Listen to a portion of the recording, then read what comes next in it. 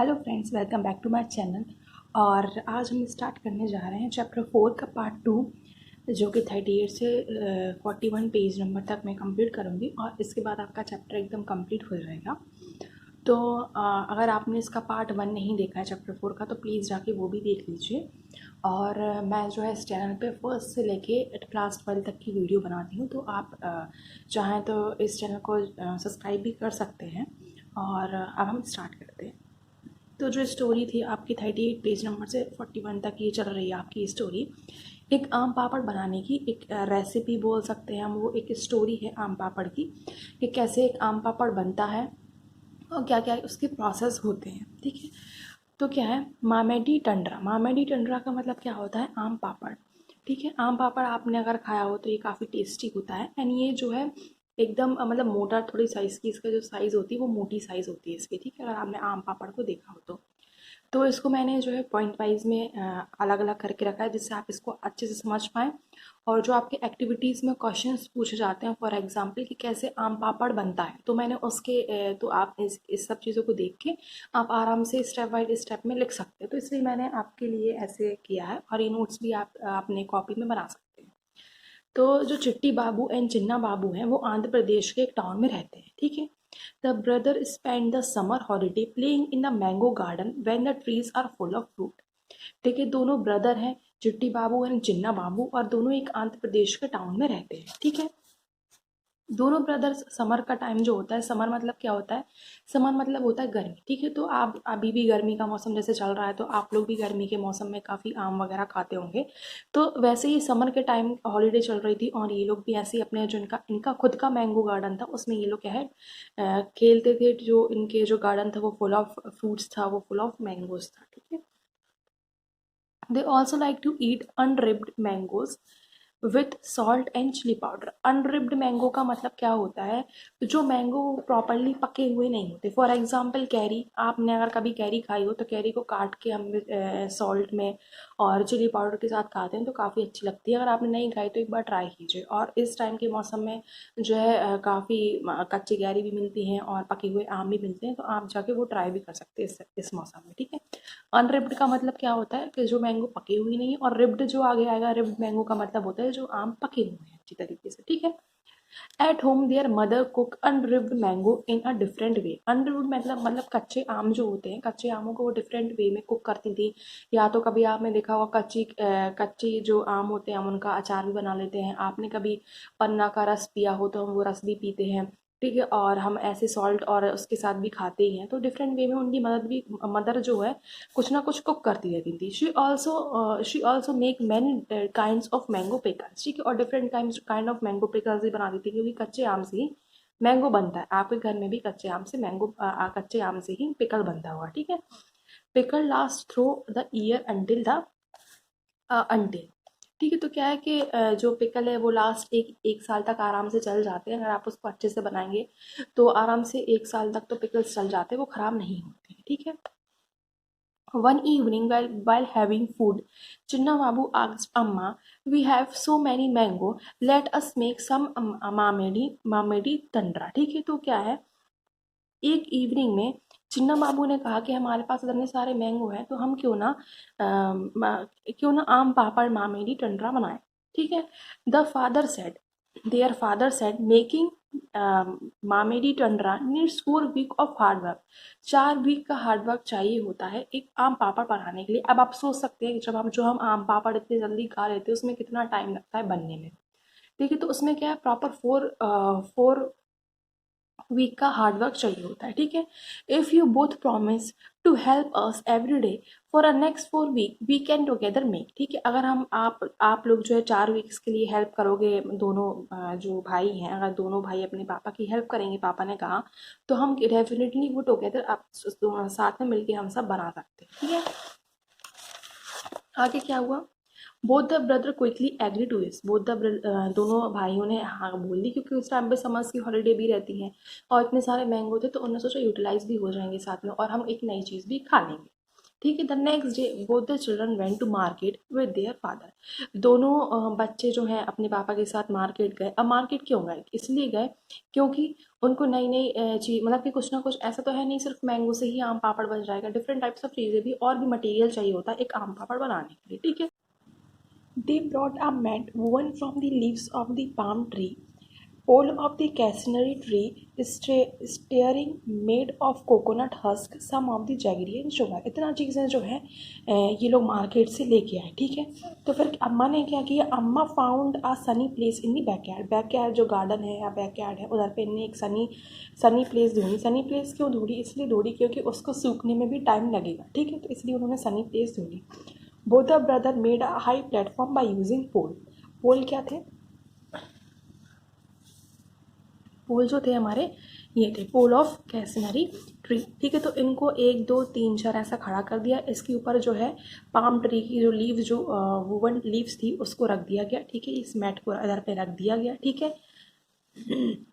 फिर क्या किया? They separated out and tied the mat on the platform. उस मैट को अच्छे से टाइड कर दिया इन्होंने, मतलब कि अच्छे से बांध दिया। ठीक है। Next day Appa choose the right mango. ठीक है। राइट मैंगो मतलब उन्होंने जो जिस टाइप के मैंगो चाहिए होते हैं एक आम पापड़ बनाने के लिए, तो उन्होंने उस टाइप के मैंगो चूज़ किए। They took a mango pulp into the large pot. Mango pulp उन्होंने लार्ज पॉट में निकाल निकाल के रख दिया। ठीक है।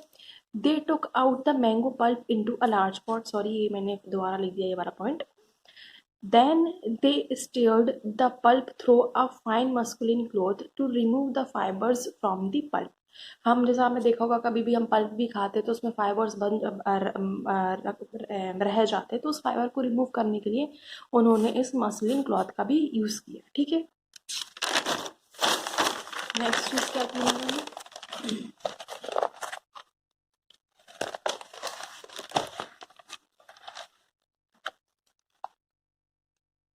Then Chitta Babu crush the jaggery till they were no lumps. ठीक है। लम्स का मतलब होता है कि जब आप किसी भी मटेरियल को, जैसे गुड़ को भी आप जब अच्छे से क्या बोलते हैं घुमाते, मतलब कि उसको अच्छे से क्रश करते हैं, या कभी भी किसी भी मटेरियल को आप घोलते हैं तो उसमें लम्स बन जाते हैं। ठीक है। मतलब गोल गोल से कुछ टुकड़े, गोल गोल से कुछ टुकड़े रह जाते हैं उस मटेरियल के, तो उसको एकदम आप बिल्कुल एकदम अच्छे से हो जाए तो उसमें कोई भी लम्प या उसमें लम्प, मतलब उसका मटेरियल का बिल्कुल एक सॉलिड पार्ट रह जाता है कुछ कुछ, तो वो लम्स को हटाने के लिए तो हम उसको बिल्कुल अच्छे से स्टेयर करते रहते हैं। ठीक है। तो लम्स ना रह जाए जैगरी के, तो उसको जब तक स्टेयर करते रहते। They added a jaggery and sugar in equal amount of pulp. ठीक है। जितना इन्होंने पल्प यूज़ किया था उतनी शुगर एंड जैगरी भी इक्वल अमाउंट में भी इन्होंने स्टार्ट किया। Chinna Babu mix the jaggery and sugar well with a big spoon. ठीक है। बिग स्पून के साथ उन्होंने जैगरी एंड शुगर को अच्छे से मिक्स कर दिया। अम्मा then spread the pulp into a thin layer over a mat. Mat के ऊपर उन्होंने जो मैट बनाई हुई थी, ये जो मैट थी हमारी, ठीक है, जो आपको दिख रही है, इस मैट के ऊपर इन्होंने अच्छे से स्प्रेड कर दिया पल्प। ठीक है। अब उसके बाद नेक्स्ट चीज़ क्या हुई? The layer were the thin layer was left to dry in the sun. ठीक है। उसके बाद उन्होंने मैट पे ड्राई करने के लिए रख दिया और उसको सन में कुछ टाइम के लिए ड्राई करने के लिए रखा रहा। In evening they cover the mat with a clean sari to avoid any dust. ठीक है। तो उन्होंने एक साड़ी से उसको ढक दिया जिससे डस्ट वगैरह ना आए, क्योंकि अगर वो खाते तो वो डस्ट पार्टिकल उनके मुंह में आते। ठीक है। तो उस सब चीज़ों को हटाने के लिए उन्होंने साड़ी से उसको ढक दिया। The next day again repeated the process and spread pulp over a previous day layer. ठीक है। जो प्रीवियस डे की लेयर थी, क्या किया इन्होंने? इन्होंने पहले तो जी मटेरियल लिया और मटेरियल लगा दिया। ठीक है। इन्होंने फिर वो प्रोसेस ली, शुगर जैगरी वगैरह ली। ठीक है। पल्प को क्या किया? पल्प को राइट अमाउंट ऑफ, पहले तो मैंगो चूज़ किए। ठीक है। फिर मैंगो में से क्या निकाला? मैंगो में से इन्होंने पल्प निकाला। मैंगो में से फिर इन्होंने क्या बोलते हैं, फिर जो मस्कुलिन क्लोथ से इन्होंने क्या निकाला? मस्कुलिन क्लॉथ से फाइबर्स, तो जो बचे हुए फाइबर्स थे वो फाइबर्स निकाले। ठीक है। जो बच जाते हैं। ठीक है। उसके बाद उन्होंने क्या किया? शुगर और जैगरी को इक्वल अमाउंट में मिक्स किया, स्टेयर किया अच्छे से, और उसको इस लेयर पे क्या कर दिया? बिछा दिया। ठीक है। शाम को उन्होंने साड़ी से इसको ढक दिया। साड़ी से ढकने के बाद मान लो ये मैंने लेयर बिछा दी, इन्होंने एक ये लेयर बिछा दी। ठीक है। अब नेक्स्ट डे इन्होंने सेम प्रोसेस की, फिर से राइट अमाउंट ऑफ जितने जो राइट मैंगो थे वो चूज़ किए, सेम प्रोसेस की, और इन्होंने मान लो ये वाली ऐसी लेयर बिछा दी, दूसरी लेयर। ठीक है। फिर तीसरे दिन फिर से इन्होंने यही चीज़ किया। तो मतलब कुछ टाइम तक उन्होंने ये next day repeated again the process spread pulp over the previous layer. The work was given both the brother, और ये वाला जो काम था दोनों भाइयों के लिए दिया गया था। The next 4 week they hoped that it would not rain, ठीक है, और इसके लिए रेन ना हो ऐसा वो लोग होप कर रहे थे, क्योंकि अगर रेन हो जाती तो पूरा उनका हार्ड वर्क खराब हो जाता। Layer after layer were added until the jelly grew the jelly grew 4 centimeter thick and looked like a golden cake, ठीक है। तो जब तक 4 सेंटीमीटर तक वो लेयर नहीं हुई तब तक सेम प्रोसेस वो कंटिन्यू करते गए। After some day amma said the mamidi tandra is ready and we can taste it out and cut into a pieces tomorrow. The next day mat was brought down from the platform. फिर उस platform से mat को नीचे रख लिया गया, ठीक है, और उसमें से देखिए स्मॉल स्मॉल पीसेस को कट किया गया।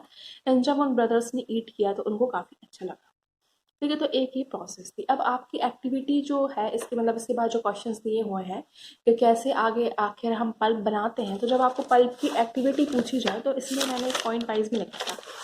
तो जो आप ये देख रहे हैं ना, first second third fourth fifth point, 4 point 5 point जो है, ये 5 पॉइंट अगर आप इधर तक आराम से लिख देंगे और आप इसके बाद 6th लाइन ऐड कर दिए, this process was repeated this process was repeated again and again until the jelly does not grow until the 4 centimeter। जब तक वो 4 सेंटीमीटर तक ग्रो नहीं करी तब तक उसको सेम प्रोसेस में करते गए, और जब वो रेडी हो गई तो उसको उतार लिया गया उस प्लेटफॉर्म से और उसको स्मॉल पीसेस में कट कर दिया गया।